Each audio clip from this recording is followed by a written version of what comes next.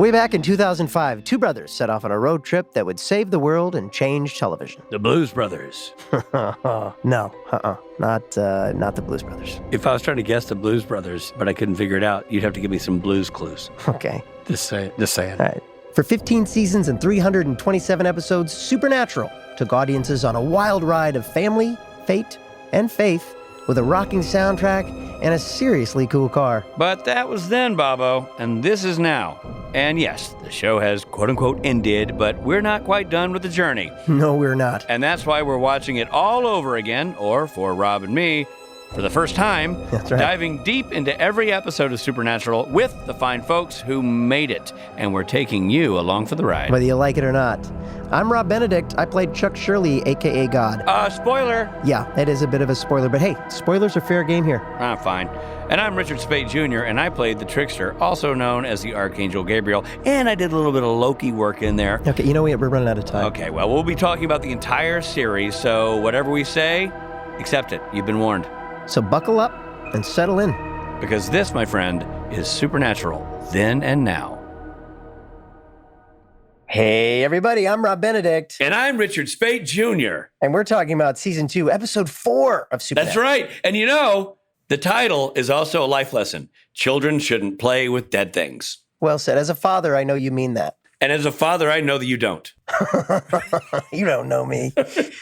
Hey, everybody, before we get into it, please remember to rate us on iTunes and Spotify. We're honestly tired of asking, what do we have to do? How do we sweeten the pot? Does Rob need to take his shirt off? He'll do it. Just go give us 5 stars. You know you love the show. You wouldn't come back and back and back again unless you were a glutton for punishment. And that means you have problems that we can't solve here, not in a podcast, not in this podcast. So help us out, you know? You know, you're sick of us talking about it. We're sick of us talking about it.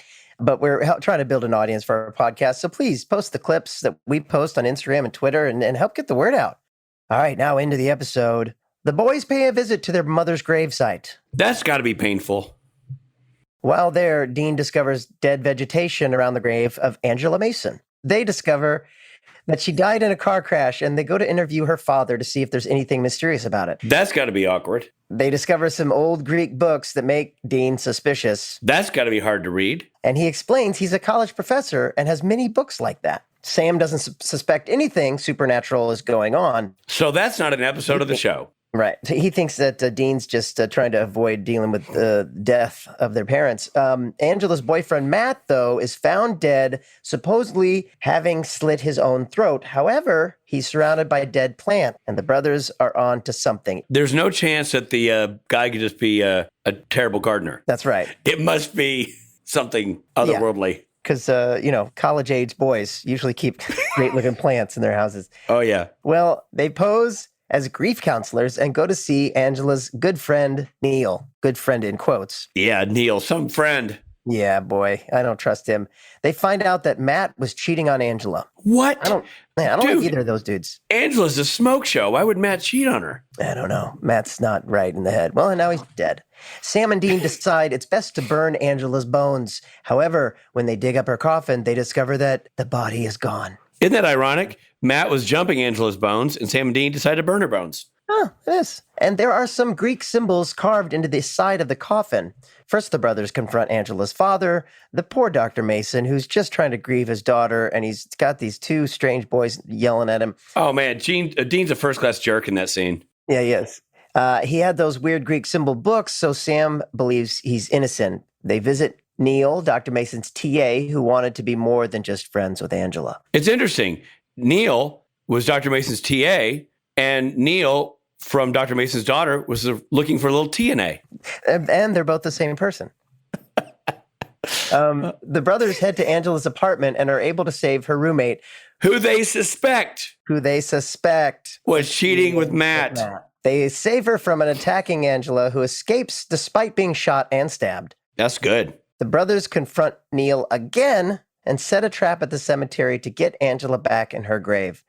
It works, and Dean is able to put a silver stake through her heart, pinning her to the coffin. Sam and Dean have a heart-to-heart after pinning the girl's heart. with a set of scissors. Go figure. Oh, no, silver steak. Sorry. And Dean feels he should be the dead one. You know what? Wouldn't it have been interesting after putting a silver stake through her heart if Sam and Dean had a heart-to-heart while watching the 80s hit show Heart to Heart? Yeah, that would be interesting. With Kevin Hart. Well, nevertheless, at the very end, Dean feels he should be the one dead, not Dad. It's there's a lot going on in this episode. Yeah. Because there's something that Dean needs to deal with, his own emotions, and he's just not doing it. At this point, there's a lot of my imitation of Sam and Dean is, I'm going to get coffee. Are you sure you're going to get coffee? And it's not about something else. There's a lot of that going on. I thought was interesting, Robbie, is maybe I'm wrong, but well, I guess I am wrong. But it struck me that the teaser, nothing supernatural happened to the teaser. Like her having a car wreck was just her being depressed and having a car wreck. Yeah. It wasn't an outside force that caused the car wreck. Right. So the supernatural element doesn't start till after that. Yeah. In season 2, I find that that's happening more and more. They're changing up a little bit what their normal thing is, right? Right. We've also got, I went back to making notes for this one. We're just diving in. I kind of saw what was coming. Like as soon as she was sad about her hot boyfriend dumping her and took the hands of her nerdy pal saying, you're such a good friend, and you saw his puppy dog eyes staring at her, you knew something was going to go wrong, and he was going to be the creepo behind it because he couldn't win the love of this girl, so he was going to figure out some way to manipulate life. I didn't know necessarily it was going to come back on him. I certainly didn't realize that he had a hot zombie in his basement. No, I mean, but I just when something started going, off the rails, I just knew that kid was suspect number one. Yeah. Yeah. But it's the first time I've seen on camera, like sort of, hot zombie action. You know what I mean? A little zombie on zombie. Yeah. What do you mean? She didn't look like your traditional zombie, by the way. Right. Exactly. No, just that she, was really seductive with him, kissing him. He seemed okay with that. You seem okay with that. I am okay with it. I've written down here in my notes, good ep. I like this episode. Yes. There's a creepy Dean moment where he sneaks into the house and that girl's like pantsless or something. And she's like, ah. He's like, no, I had a key. Yeah. That scene seemed a little dated. Like he went towards her door. I'm like, way to be aggressive, strange white man in the apartment of young sorority girl. Like really, really creepy. Yeah. And then he says his excuse is like, well, why wouldn't I know him if I didn't have a key? It's like, just. And then she completely softens. Okay. That definitely had some dated writing in it in that scenario. Here's another thing I didn't realize about zombie lore. Zombies make plants die? Is that something? I don't know. I honestly did not know. Maybe they'd have an aura of death about them. Mm-hmm. But I don't think that's always. I've seen a bunch of zombie movies. I don't remember grass and trees collapsing around them as they move through the woods. Yeah, I don't remember that either. And yet, here we are. I like this episode. I thought it was a kind of a different take on the zombie thing. And that the whole thing about while we're figuring this out, there's this struggle between Sam and Dean still trying to pick up the pieces with Dad being gone. Right. Mom being gone, and Dean's really struggling with it. Listen, I thought it was a really good episode in terms of Jared and Jensen doing what they do best. Like that scene at the end is great. Yeah. That's where they pull off from the side of the road and have that heart to heart. Yeah. I mean, it's rock solid why those guys are TV stars. They deliver on such a emotional level that lesser actors wouldn't be able to do. 100%. What kind of beard are you going to give this one? I have one question first, and I'm going to ask this question based on your zombie question. If he had just had a salad for lunch and then she came onto him, would he immediately barf because he had rotten food in his belly? Probably, but she wouldn't mind because she's a zombie. They barf all the time. So I give it just a dirty, grown-out beard. Really? You like it that much? I'm going... No, my ideal beard is a well-groomed, full beard. Yeah, but a big, bushy, full beard, right? Like a groomed, full beard, like a Chris Stapleton. Yeah. I give it a Stapleton. Yeah. You're giving it a Stapleton. I'm not going to Stapleton. I'm going George Michael. I'm going trimmed beard. Because me, it's saved by the great Sam and Dean scene at the end. But I kind of saw I saw this one coming. Right. I saw the plot happening. We're equally on opposite sides of the perfect spectrum. We're not. That's right. We got a Chris Stapleton and a George Michael. That's not a terrible episode. All right, well, we've got two great interviews in this episode. The first of which is going to be Amara Zaragoza, who is the guest star, played Angela in this episode. And then we're going to talk to Jeannie Chow, who was head of the hair department at the time. First up, Amara Zaragoza. Most recently played Denise Davidson in Walker with our very own Jared Padalecki. But you can see her also in Dirty Sexy Money, Gossip Girl, and Strange Angel. Here's Amara.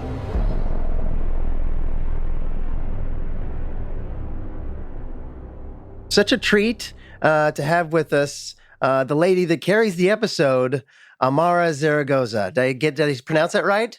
Yes, you did. Okay, good.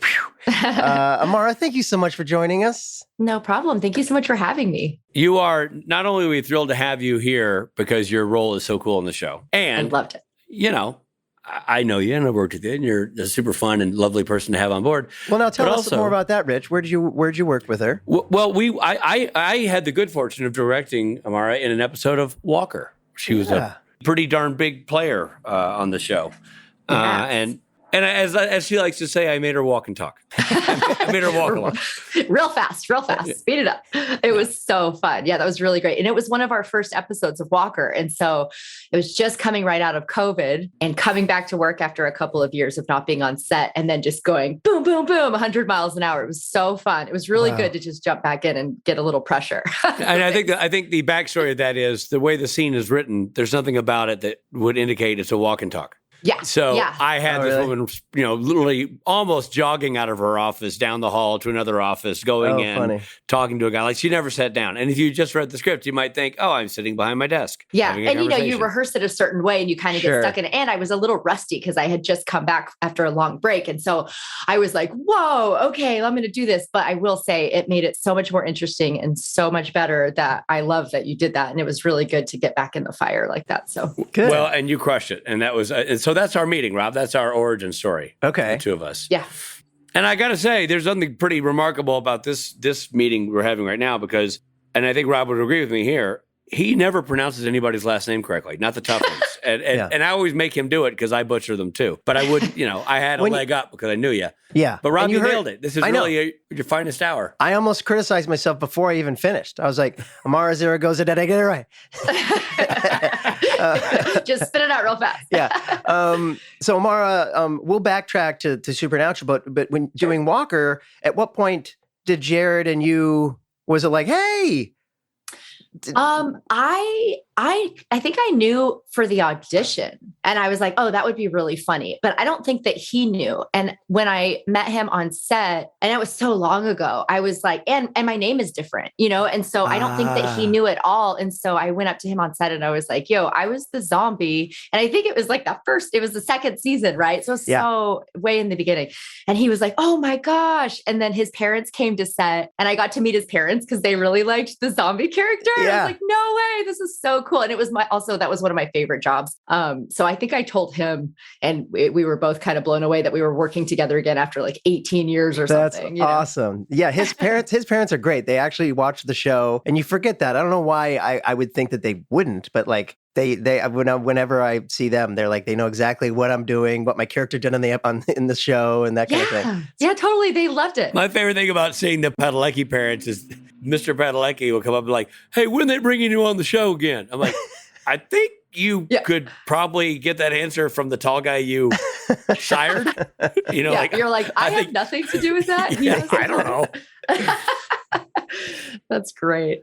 Let's talk about your experience with Supernatural now. Like, you were there for the early episodes. What was it like? What was the tone on the set? What were Jared and Jensen like? Tell us what you can remember from the experience. Yeah, for sure. It was one of my first jobs. And I got to fly to Vancouver and I was like, oh, I have made it. I have arrived. It was like the best thing ever. And everyone was so unbelievably nice and so sweet. And I only worked with Jared and Jensen a little bit because I was off running around doing zombie stuff on my own. So I bonded with the director, Kim, and he was just, I loved him so much. And I was so excited, when you first start working. I mean, I'm still like that. I'm still really excited on set. It's like my happy place. Yeah. But I wanted to do everything. I was like, oh, I get shot. Can I wear the squib? Can I do? And they had a stunt person that was supposed to do everything. And I was like, please, please, please, please, please, can I do it? I'll do so good. And he let me do stuff. And so I'd get shot and I would do it good. And people would clap and I'd run over and hug them and be like, oh my God, it was so great. And so it was really, really cool. And then by the time Jared and Jensen came on and I was like chasing them in the graveyard, it was later in the episode or in the filming. And they're unbelievably handsome also. And so I was like, oh, okay. Like I have to chase these guys around. And I just kept laughing the whole time. And they had to throw me in a grave and stab me in the heart. And we had to do so many takes because I would just crack up and then they would crack up. But nobody was ever annoyed because it was just a big fun game, and Kim would be like, okay, we got to get it on this one. And I'd be like, okay, I'm dead. I'm dead. So it was really great. It was one of my favorite experiences ever. Oh, that's so cool. Yeah. And it stayed that way on that set. It really did. I didn't realize until right now that Jared and Jensen were handsome. Yeah. There's news. That's a change. That is a change. Don't bury the headline, Rob. And you're like 22 and I'd just be blushing all the time and they'd be like, okay, go. And I'd be like, I'm running, We've interviewed a lot of people for season 1 that we just finished and a lot of actresses now, who are in their 40s now, who were early 20s or late teens then. And to a person, they're like, well, when I first met Jared and Jensen, I walked into a telephone pole because I was struck by how gorgeous they were. It's all part of the story for those. Yeah. Because they're so tall. They're striking physically as well. Yes. Yeah. Well, and when I had to take off running and because I watched it last night so that we could talk about it. And it was Jared that I was chasing. And I wanted to do so good and I was trying so hard that I just like sprinted and I caught him and I wasn't supposed to catch him. And I remember him turning around and he was like, girl, you're too fast. Like, chill out. We had to do this 20 times. I didn't know how to pace myself. So it was really funny. I have a lot of really funny memories about that. Oh, that's funny. Yeah. For me as a man who's height challenged, that was my first reaction to them. Was like, God, they're just so freaking tall. Yeah. Now listen, you go into doing this episode and you're playing a zombie. So a great role, you're excited to do it. But did you think they would be like the old school zombie, like crusty makeup and goo and all that kind of stuff? No, because she was still like, I almost thought that she maybe still thought she was kind of alive. Like it wasn't like a full, like, Walking Dead situation. And right. I was like sexy zombie. I still got to make out with my boyfriend and kind of seduce people and stuff. And it was really cool to act normal with scars and blood, like with bullet holes, but to act like a girl that's trying to seduce this guy to get her to do what she wants. And so I thought it was a really cool little opposite thing. Yeah. Yeah. And were you close with the guy who played your boyfriend? Was he? We hung out a little bit and I remember it was so long ago. I know that we were all friends and kind of hanging, but I honestly didn't work with everyone that much. Right. Like it was so many different little things. I just looked. Did you know Jared Kiso he was the boyfriend and then the other guy was my friend that I was seducing. So I worked with the other guy more, but Jared Kiso is on Letterkenny and I am literally obsessed with Letterkenny. I didn't know that. I have seen a little bit about. I've seen a little Letterkenny, but not enough to have. Which one is he in Letterkenny? He's the main dude that created the entire thing, and I was like, "That was my boyfriend 20 years ago." No way! That is the funniest show I've ever seen. I watch it so much. Yeah, so. Rich. So that's a Canadian show. It's super funny. Everyone swears by it who watches it. And actually, Rich is the one who told me. I thought you were Rich. You were like, you got to watch the show. It's so funny. Dude, because I think Jensen told me to watch the pilot of that, the first episode, and I watched it, and I just howled with laughter. I thought it was so funny. Wow, that's so funny. So he's the one that gets killed early. I kill him first. Yeah, he was my boyfriend, and we were fighting, and he was cheating. Exactly. And I slit his throat or whatever. Yeah. But I have just been. I'm like, please let me just do one episode of Letterkenny because I love it so much. And then I was like, I worked with him. That's so crazy. Funny. I love Supernatural. Everybody did it. It's such a good, good crew. Oh yeah. Yeah. And so much 15 years of television, there's some great guest stars that passed through. More than once, a lot of them. Yeah, exactly. Yeah. So was there choreography with your final death scene? What was that process like, going through that with Jensen? Of when I get shot a bunch of times and fall in the grave and he stabs me? Yeah. Okay. So that was so amazing. And I was not supposed to do it. And that's another thing. I bought Kim a really nice bottle of scotch for letting Oh, wow. Wow. because they were really worried. So I had all the squibs in my head and then in my chest. And they were just like, you cannot look down. Like when the squib goes off, if you panic and look down, it'll go in your eyes and it'll be really bad. Right. And so they set up this pole with a little light on it. And they were like, stare at the pole. Don't take your eyes off of that light when the squibs go off. And every time it goes off, take one step back. And so I measured the steps. And so it was like 3 shots. And so I was like, okay, step 1, step 2, step 3. And then I had to fall back into the grave without looking, so make sure that you don't step back too far and you fall in the grave, or you don't step back enough and then you hit yourself when you go back. And he was like, look, girl, I'm only letting you do this one time because you shouldn't really be doing it. And I was like, okay. And so I did it, and I did it so good. And I jumped. I was so fearless, when you're young and you're just like, I'll never get hurt. So I jumped up and my feet were parallel when they passed the camera. So it looked like I flew, and I ran back over there, and he gave me a hug and let me watch the playback. And we were like, whoa, because I like ran backwards and jumped, I just never thought I would ever get hurt. I was insane. Wow. At that age, you don't think that, right? Yeah. Totally. That's awesome. Wow. Was there anything in your experience that was, and I don't want to say negative, obviously you're having a field day. It's a great gig, great people, great crew. But was there ever a scene or a moment, a stunt, anything where you were like, whoa, this is challenging beyond what I thought it would be, or concerning? Right. Yeah. So I had to jump out. She was very fast, Angela. And I had to jump out the window and run down this thing. And the camera was on the floor. And so and I was throwing myself into stuff so much that I threw myself on the floor a little too hard, and I hit my temple because I was supposed to land and the camera was kind of even with my face. And I landed and I knocked myself out. Oh my God. What? And and so I was probably out for just a minute or two, but they saw it on screen. They saw my eyes kind of leave, and so they turned me over, and I woke up and everyone was standing over me, and they were like, are you okay? Like, you're trying too hard here. You gotta settle down. So that one I was like, okay, I just have to be more aware and hold myself back a little bit more, because I was like really gung ho. Wow. That is... Yeah, that's was a bigger answer than I was expecting. Yeah. Holy cow, you knocked yourself. I was like, you literally knocked yourself silly. I did. It was so funny, but I did learn to kind of pull back and be more conscious and aware when you're doing stuff like that. It's a great actor I had done lesson. that. I did it on another job. I was supposed to get this uppercut in a fight scene, and I threw my head back so hard that I flew back onto my head. Like I just, oh my God. I know. I try so hard. I just love the stunts. And now I'm like, okay, you got to just focus and really stay present. Yeah.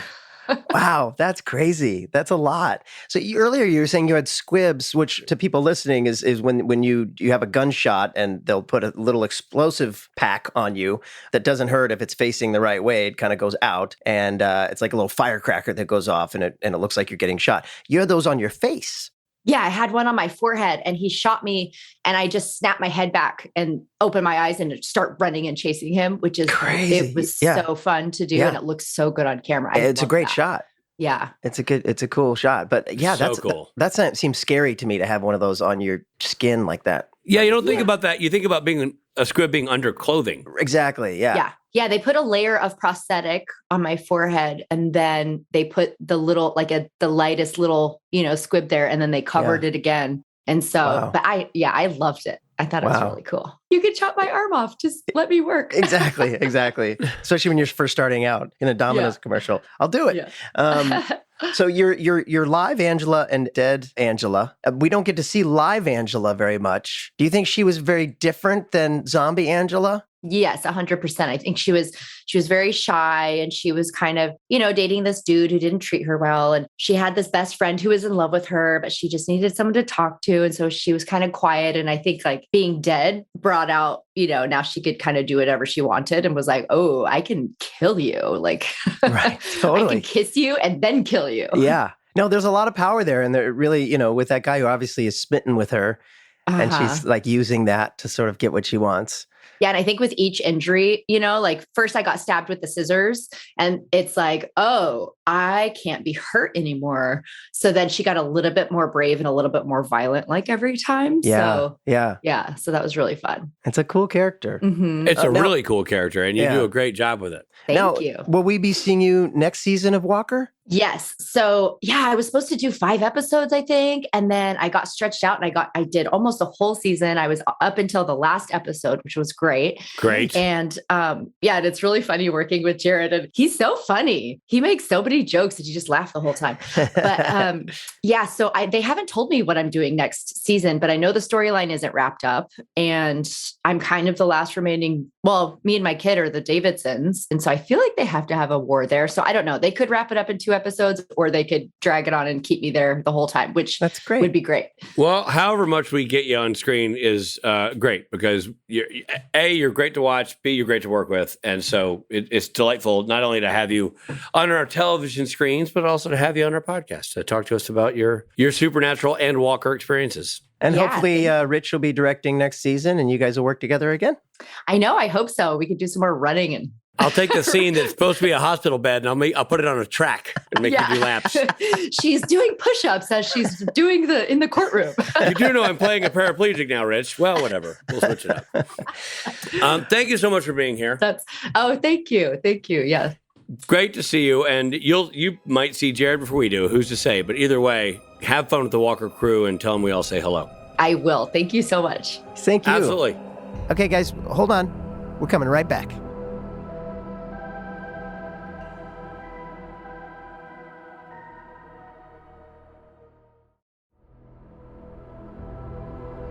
Hey, everybody. Thanks for listening. And now back to the episode.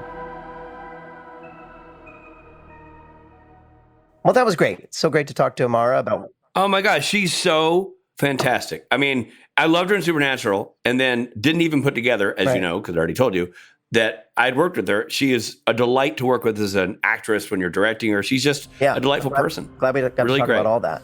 Well, let's move on to our next one. Next up, we have Jeannie Chow, who was head of the hair department for 8 seasons. She's currently working on Percy Jackson and the Olympians and Yellow Jackets, and she was on Supernatural from 2005 to 2014. Here's our old friend, Jeannie.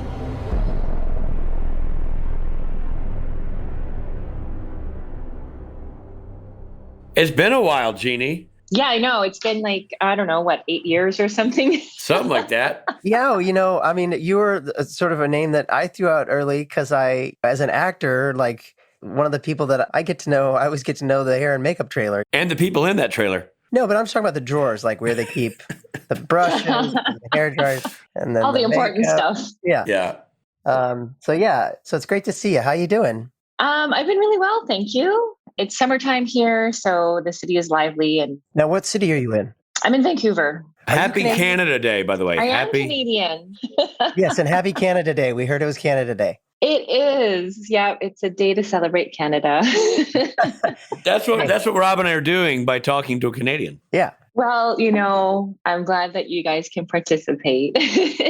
But let's dive into this because I think you have one of the more interesting jobs on any set. It's like bartenders and makeup and hair people get the real scoop in life, Well, we get this undivided attention, we get this allotted time of whatever it is, 15, 30 minutes, an hour on a regular, consistent basis. So you really get to know people. You really get to form strong relationships. You get to know personal details of life just because we're there, Yeah. And so did you do Jensen and Jared or were you and the guest stars? It really depended on the timing of the schedules and how the cast were kind of came in on a certain day. So Jared and Jensen were my main priority. And I always like to deal with all the creature effects, all the monsters, ghoulies, stuff that goes eek at night. Yeah. And then with the guest stars, again, depending on, the day and who those people were. Right. So did Jensen and Jared have a say in their own look? Is it easy as, I mean, yes. And yes. Every actor kind of does have a little bit of a say of what they like. Eric Kripke and Kim Manners were always really good at giving notes as well as how they wanted the direction of the show and the look of people. Mm-hmm. And of course, melding my own ideas as well too within that. Of course, yeah. When you're melding your own ideas into that conversation, is that obviously you're hired for your creative input, you're hired for your talent. So is that something you do on your own and then sort of present and like, this is the look I think I'm going for or what I'm going to go with? Or do you not have to get approval? I mean, like, can you just do it and it lives on the screen? Or is there an intermediary step? Sometimes there is an intermediary step. Again, with that really good trust and bond that I had with Eric and the rest of the producers and Kim, I think over time and over a few episodes, they just kind of liked what I did. And they let me have a lot of trust in the say and how people looked. Hair can be such a journey. It's a huge part of, even outside of film, hair is so important to people. People get so emotional. There's such an attachment to hair. It's such a part of their identity. And so there's a sensitivity to that most people just don't understand unless you're a hairdresser. Mm-hmm. And so with that kind of psychology and reading the scripts and going through each character and what they're going through, what kind of a person they are, where they live, the demographics, you kind of put all these ideas together, the age that they are, maybe the type of job that they have to build a character and to put that forward so that character becomes even more believable when you put all your great acting talent into that as well, too. There's such a trust thing about that. You just hit on a really valid point. No one says, I'm having a bad eyebrow day or a bad beard or face day, but they say I have a bad hair day can ruin your day. Like the term bad hair day is a thing. It's a thing, yeah. And I don't have long, glorious locks and I can be paranoid about it. So certainly if you have a lot to play with, it's got to be a lot going on. And it's not just the chair factor. It's not just they wake up in the morning, they show up in your chair, you make their hair look the way it should look and then send them on their merry way. It's take after take, the wind blows, there's action sequences, everything has to be reset. Obviously, you have team members who work with you to oversee a lot of that. But if you're, correct me if I'm wrong, but if you're doing Jared and Jensen's hair in the morning, then you're tracking their hair all day long, right? So you're the one at the monitor watching to make sure number one and number two look the way they're supposed to look, take after take. Correct. And that's a lot of maintenance throughout the day, depending on the action, depending on the weather, depending on what they're doing as well, too. They used to play a lot of sports in between takes, lots of football throwing, gym sessions at lunchtime. Yeah. So yeah, it's definitely a job of getting them ready in the morning and then maintaining that look throughout the day or changing them depending on, what the scene calls for as well. We've had a lot of sweaty, bloody, dirty scenes. There was a lot of grave digging. There was a lot of car chasing, running through the bushes and all that kind of stuff. Lots of hunting, so you want to also add those little elements to make it look real. Yeah. Yeah, and then you've got Jared's hair, which is really a character of its own. Let's talk about the evolution of Jared's hair for a second. So when he started, he was sort of a shucks, young teenager haircut, and then it really grew. Was he like, hey, I want to grow my hair out long? It was just kind of a natural progression. I think as the scripts evolved and when he first started in season 1, he was just this fresh face out of college. He had all these hopes and dreams. And as the seasons kind of went on and he became more of a seasoned hunter, he saw and did a lot of things that he probably never thought he would do. And that gives you a lot of maturity. And it kind of, it just matures you in a way that other people may not mature. And so with that hair evolution, just kind of wanted to take him from being this college freshman to, full-blown adult and taking on huge responsibilities that other people wouldn't even dream to take on or think of taking on. Yeah. And the interesting thing about that is Jared's hair evolution, which is substantial. It's substantial. I love all the memes and all the drawings out there. Thank you, all the fans. I never ever say anything about it. I'm pretty quiet about the whole thing, but I enjoy all of it. It's great. It's great. I mean, look, he's a handsome fellow with a great head of hair, so I'm sure it was fun to experiment with. But you have Jared's very, very, very transformational hairstyles butting up against Jensen's one haircut that he got once and never changed his look ever again. Jensen's character, Dean, he was the solid rock, right? Like he was always the one that was there for Sam. He's always been that constant person where, and correct me if I'm wrong, this is, 16 years ago when I started season 1. Sam's character, I think, was kind of wavering in and out of wanting to stay in the biz and kind of wanting to get out. And I believe, if by memory, Dean always was the family business kind of. Yeah. So I think just kind of having that solidity of, just a consistent presence, I just felt that kind of helped kind of tell that story. Right. And also just with both of their hairs, there's this, they're kind of classic timeless styles. Supernatural to me has always been such a portrayal of Americana.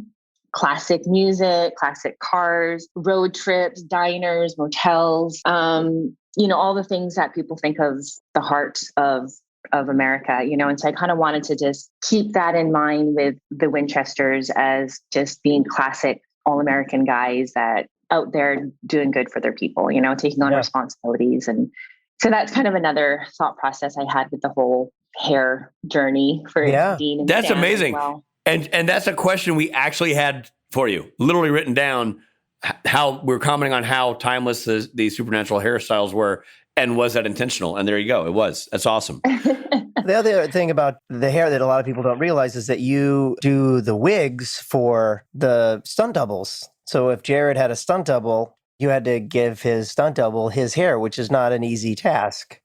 How do you learn to do that? I mean, is that because you're just styling on like a fake head, right? And you're just sort of styling it to be the same. And it's amazing. And then you see them side by side and they look exactly the same. That must be its own art form, eh?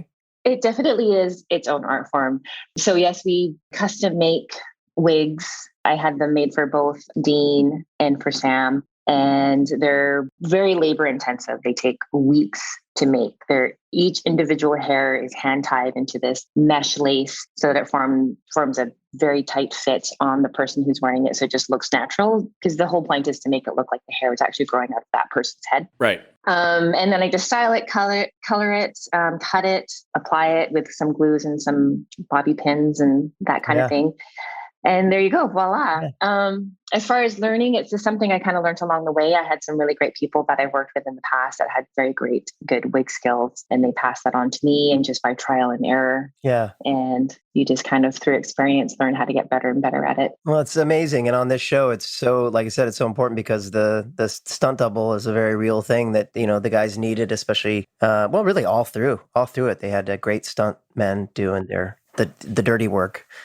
So I have another psychology question for you, because I'm kind of circling back to my opening point about how valuable that relationship is between you and your actors, because you are literally the first person they see. They get out of their car, they walk into your trailer. That's how it progresses. Obviously, it's not in the job on paper in the description, but do you find you and your colleagues in this profession, in this field, is there a certain responsibility that has been foisted upon you to be the cheerleaders, that be sure you send these people out into the world in good moods? Because I know they don't always arrive in good moods. Like, you're catching them in whatever state they're in. And I'm not talking about Jared and Jensen only. I'm talking about just everybody who comes to your chair. Could have had a fight with their boyfriend on the phone call. Could be hungover. Could be X, Y, and Z. And yet they're going to do a day's work. You're the first person to set the tone on that. And you, like I said, you're kind of the fresh ears to hear the stories. Have you developed a skill set that helps you navigate that and get their head right for a day's work? That's a really interesting question, because it's definitely a skill that has evolved over time. And it's not a responsibility that anybody has ever kind of asked of us of, hey, make sure everybody's in a good mood. Right. Of course. Yeah. That's what I'm saying. It's not part of the job description, but. Yeah.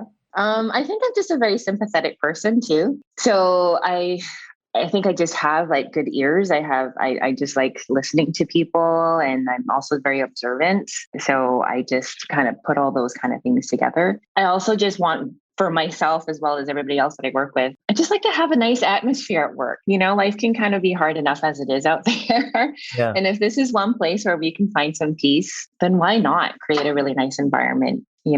I would imagine your field attracts people who are good with people. I mean, obviously your field requires that you must work with another human being, literally intimately, working with them. So yeah, I would think that that's part of the job description almost. It is part of the job description, but it's definitely not it's not a prerequisite either. Right. Most people are kind of looking for skills. I don't know if they're looking for connection, therapy skills. Right. Right. But I think to Rob's point, I don't think you'd be attracted to the job if you didn't have some of that. I mean, because you're intimately connected to the person. You know what I mean? Like, I think maybe you don't even know that's part of what draws you to the job. Obviously, the artistry of it all is what really pulls you, but that connection with humanity, with human reaction, is obviously got to be something you care about, or you wouldn't want to be that close to somebody's head for an hour every day. Exactly. Yeah, exactly. I mean, it's a very intimate position. You're physically touching somebody, and, you have to build a good relationship, trust. I've said that a few times, but I think there's just, a lot of different aspects that I like about this job. I just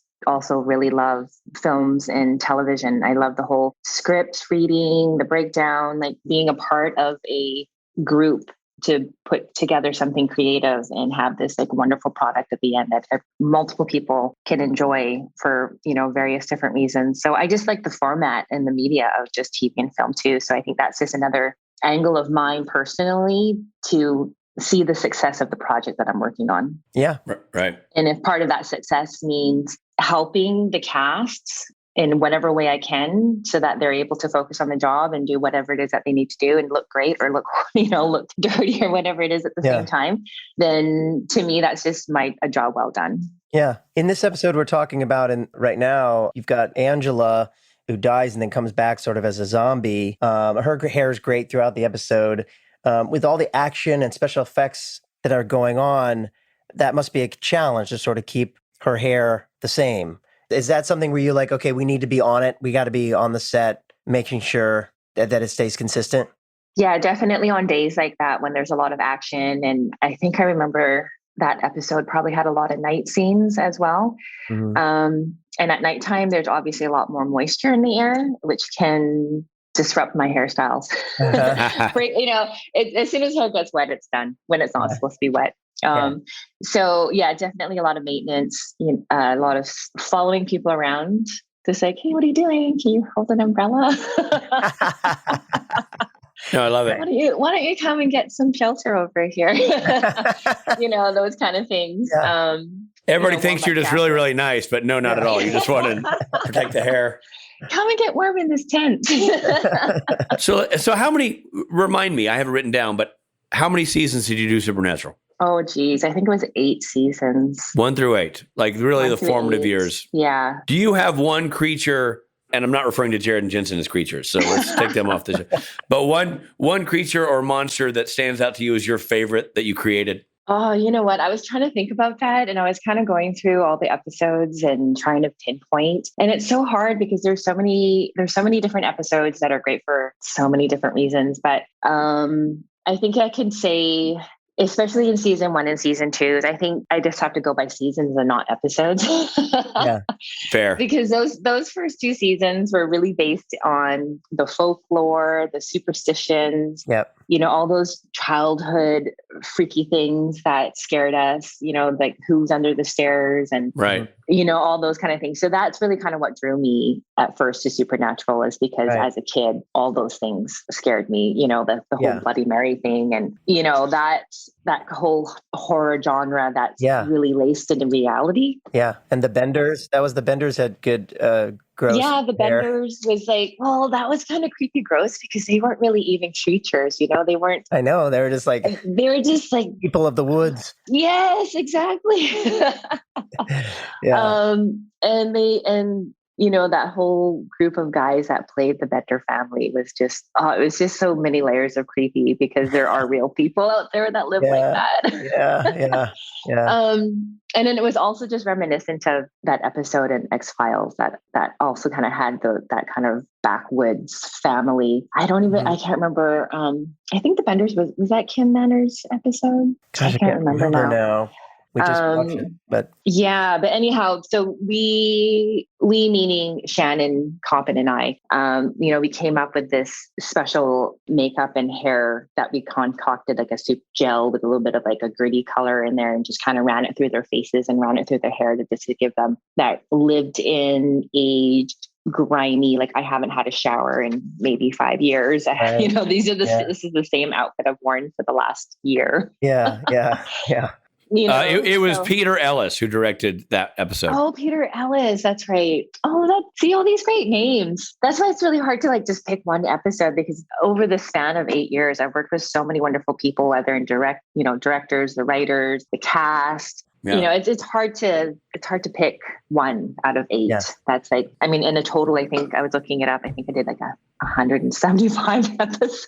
Wow. A lot of episodes. It's a lot of episodes. It's hard to pick just one favorite. You can't pick a favorite child. Well, okay, so ignore the idea of favorite, but like the Bender stands out to you. Is there another character or another monster that stands out to you as having been fun or challenging? I have to say, like the one that, Scarecrow stands out to me. The Hookman stands out to me. That he stands out to me because that was like the episode that never finished. There were so many pickups on that episode, so that one just kind of stands out for me. There was one with a doctor, a creepy doctor. I can't remember what episode that was called. Oh, maybe we haven't gotten to that, Rob. No, there's the one. Maybe that's insane asylum guy. Yeah, there was that one. Remember that Dr. Rich? No. The base of the ghost in the insane asylum, the shut down insane asylum. Oh, right. Yeah. Yeah. The one that Guy B directed. Yes, I think that's the one. That one was very interesting to me because I think we had to make 4 or 5 different versions of that doctor. So there was a stunt double, there was a photo double.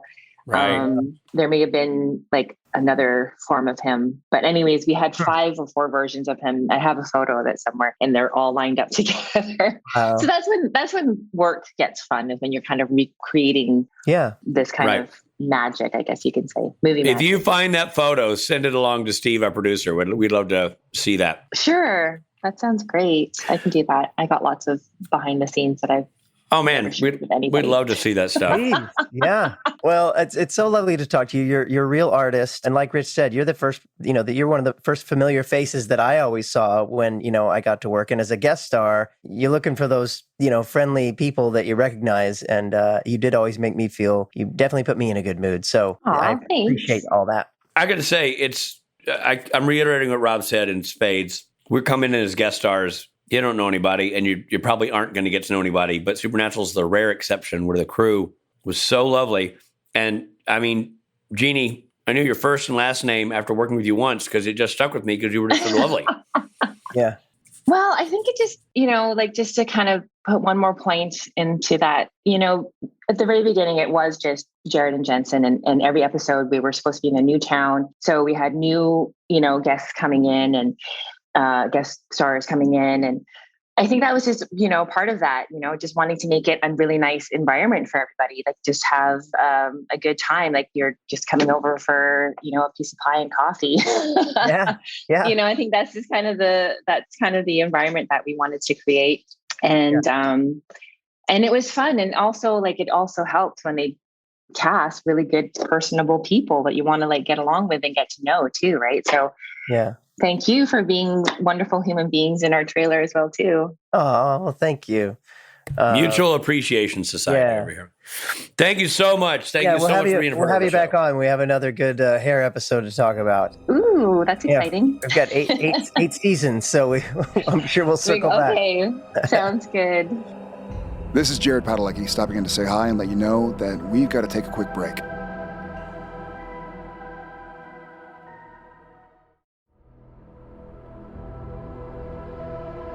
Thank you for supporting Supernatural then and now. And now, back to the show. Well, that was so great to talk to Jeannie again. Man, I don't think I've seen her since we finished Supernatural, or if I have, it's been a long, long time. So great to see her. Yeah, and I meant it. She really is kind of burned into my brain because she's one of the first people I saw, and she always had such a sweet face and such a good, welcoming personality. Yeah, so it's just great, and she's doing really well right now, and happy. Oh, she's on fire. Yeah, she's doing great. Yeah. All right, let's get into the mythology of the episode in something we like to call mythology. Is it Mr-ology? No, it's mythology. Many cultures have unique lore around zombies, from Haitian to West African to the more recent American Romero or Walking Dead zombies. The idea of having to pin a zombie down in its tomb is historically accurate to the Greek lore of zombies. Also, a lot of people don't know this, but in Columbia, Missouri, certain people were born and raised there who have a creepy sexual obsession with zombies. And they don't realize it till they're 51. And it's the Benedict strain of person from Columbia, Missouri. That is interesting that specifically it was the Greek lore of zombies that they were referring to. Yeah. Which is, accurate to what they're writing in this episode. Oh, yeah. What was it that happened in Sicily, Rich? Well, it was specifically in Passo Marino, Sicily. Research archaeologists discovered evidence of their belief in zombie-like creatures going back more than 2,000 years, Robbie. That's older than you and me combined. Almost. Almost. In studying burials of what they believe to be remains of revenants, a type of zombie creature, they found the remains were pinned down with large stones. Wow. Yeah. I mean, I wonder if there's any truth to that. I mean, Do like zombies zombies would pop up if you don't pin them down? No, that zombies exist. I'm going to go with no, but, I'm going to go with no, too, but maybe there's some kind of global, what did we just go through? Pandemic, where, people get sick and they're nearly dead, but not really. And they walk really slowly. And I think those are really sick people. Okay. I feel very confident saying on behalf of this podcast, zombies don't exist, with a little caveat, an apology to the 1960s pop ensemble, The Zombies, who did exist and had a few hits. So they existed, but otherwise, no one the zombies. The 1984 documentary, Zombies, they really do exist. The ancient Greeks also practiced necromancy or necromancy, which included summoning the dead spirits or reanimating their bodies. Yeah, which Rob would love to do after watching this episode. So does that mean Frankenstein is a necromancer? I mean, Dr. Frankenstein? Yeah, I think Dr. Frankenstein is a necromancer. He brought somebody back from the dead. That's crazy. You know that they used to look at him, when he'd go on a date and the gal would say, "Oh, you old necromantic." What, you brought me dead flowers? You old necromantic. Necromancy. So necro must be from the Latin, the dead? Dead, yes. What are people that want to have sex with dead people? Benedicts. It's called the Benedict family. Necrophiliacs. Necrophiliacs, right. Wow, that came quick to you. Necrophilocrotch. You know why? Because you're a creepo. And so automatically your infatuation. I'm sitting here when the deposition gets served. I want to have the right lingo to describe what just happened in this conversation. Your Honor, I rest my case. It's time for Fun Facts. Fun facts. Fun. So fun. So freaking fun. While digging the grave, Jared ripped his pants open. Kim Manners pointed out his whole keister was hanging out, wrapped in BVDs. That's hilarious. BVDs is a brand of underwear? Yeah, it's basically tidy whities. That's hilarious. And by the way, we should pause right now because the majority of our audience just passed out. Finding out that Jared's pants ripped open and had... While Googling Jared Padalecki keister. Yeah, and Jared Padalecki BVD.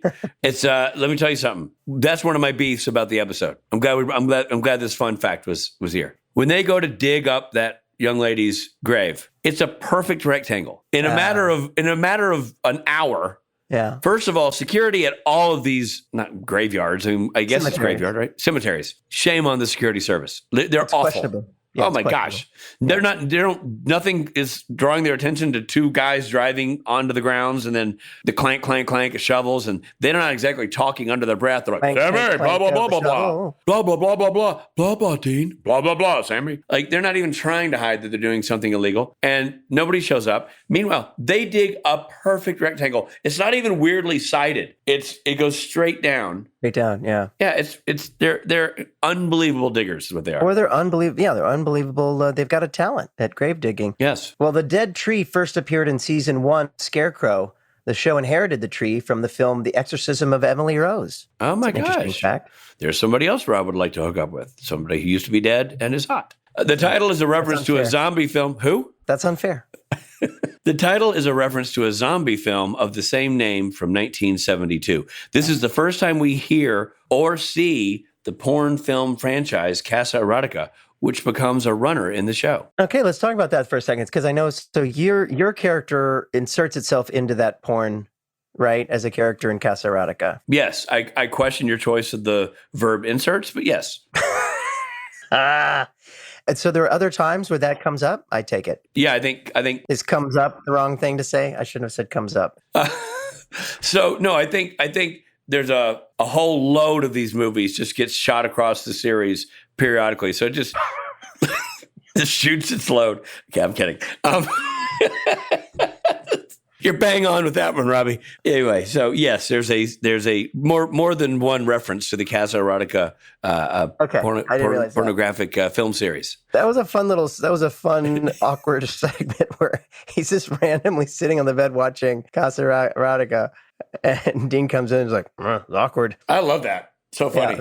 Yeah, it was hilarious. And it was awkward. Dean introduced himself as Alan Stanwyck, which is the name of a character in the 1985 Chevy Chase movie Fletch. I knew it immediately. Did you know it? I did know it immediately. Yep. Tim, it's the guy who played Otter in Animal House. Who's the... Tim Matheson. Tim Matheson plays Alan Stanwyck. That's funny. I mean, I can't remember... You know me. I can't remember anything. But that Tim Matheson sticks in my head. And the second he said I'm Alan Stanwyck, I'm like, that's awesome. Yep, totally. After the car crashes, we see blood drip on the phone. The phone shows the network as TELUS, which is a Canadian phone network. It would not have been available in Illinois. Oh, man. That's a good catch. That's a good catch. Yeah. I feel like there was another reference in this episode, another film reference at some point, but because I don't keep notes, I don't remember what it was. In my defense, I have COVID. Okay. In my defense, too, Rich has COVID. Well, this is a good one. It's really fun. It's a fun podcast and a fun episode. Lots of laughs. Lots of innuendo in this episode.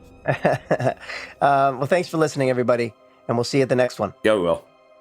This episode of Supernatural features Jared Padalecki as Sam Winchester and Jensen Ackles as Dean Winchester. Guest stars include Amara Zaragoza as Angela Mason, Serge Howd as Dr. Mason, Christopher Jacot as Neil, and Jared Kiso as Matt Harrison. Children Shouldn't Play with Dead Things was written by Rael Tucker, directed by Kim Manners. Editing by David Ekstrom, music by Christopher Lennertz. Executive produced by Eric Kripke and Robert Singer. This episode originally aired on October 19th, 2006. This episode of Supernatural Then and Now was hosted and executive produced by Richard Spade Jr. and Rob Benedict. Produced by Stephen Hine, written by Stephen Hine and Haida Holscher. And edited and associate produced by Trey Booty. What's that, Booty?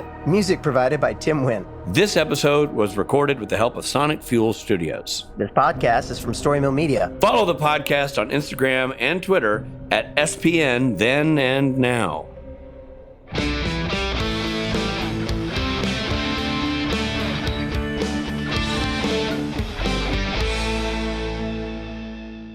Hey, It's not distracting in the slightest, is my point. Hey. So you make the call and do what you want. Hey, everybody. I'm Rob Benedict. And I am not. And this is season 2, episode 4 of Supernatural with me and I am not talking about... By the way, I got to tell you something. Before we even get into this title of the episode, before we even start, I just have an advice. I just have a piece of advice for you and for everybody out there who's paying attention. As a parent, oh boy, I feel strongly that children shouldn't play with dead things. That's there. Good. I said it. I walked away. Yeah. Now, as you were saying, what's the title of the episode? I like that you're talking like one of Steve's I lost it. Which it's going to be funny. What's Steve? Steve producer. Right. When he writes a sentence that doesn't come out right because of misspellings, we would call that a Steveism. A Steveism. That's how you're talking right now.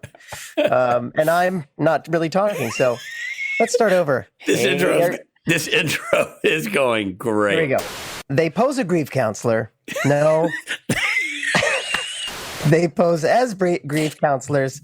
And they go. No, that's not what it says. It means they got a grief counselor and they moved his arms and legs. Are you guys there still? And we lost Rich. I have one question first, and I'm going to ask this question based on your zombie question, your zombie part about the plants. The nerdy guy who ends up being our murderer, right? Our bad guy. When he saves her so he can date the zombie, he wants to have her love and affection all to himself. So he brings her back to life to have her be his own, correct? Yeah. So if let's just say, I'm going to follow their storyline for a hot second. If he is experiencing any kind of erectile dysfunction, but he wants to hook up with her, if he takes, instead of like a doctor prescribed Viagra, but an herbal remedy, when the herbal remedy works and he's ready to go, and then she comes near him, does his penis die? Because it's herbal. Because it's got plant life in it. I don't know. I'm sure that will be cut out, but we can only wonder, Rich. We can only wonder. And I'm sure everyone had the same question. Listen, I wanted to know the answer to this one. I know it's not going to make the cut. I know that puritanical Steve and Trey and their monk robes will eliminate that. Oh yeah, okay. Steve has another question. Great. Now we're having a conversation. Lost Rich. I wonder if something ran out of batteries. After the car crashes, we see blood trip on the phone. What? Blood trip on the phone? I think it's probably drip. Dude, I have COVID. I'm not supposed to be reacting this much. Well, I've written here the discover, but I think it means they discover. I'm in the right episode, right? You got. There's this. Yeah. Okay, just making sure. The brothers head to Angela's apartment and are able to save her roommate, who the suspect was cheating. The brothers head to Angela. The brothers head to the Angela's apartment. The brothers head to Angela's apartment and are able to save her roommate, who the suspect was cheating with. Okay, let's dissect this one. So we know the brothers go to Angela's apartment. Yep. Sorry, I got lost. What are we doing? Story Mill Media.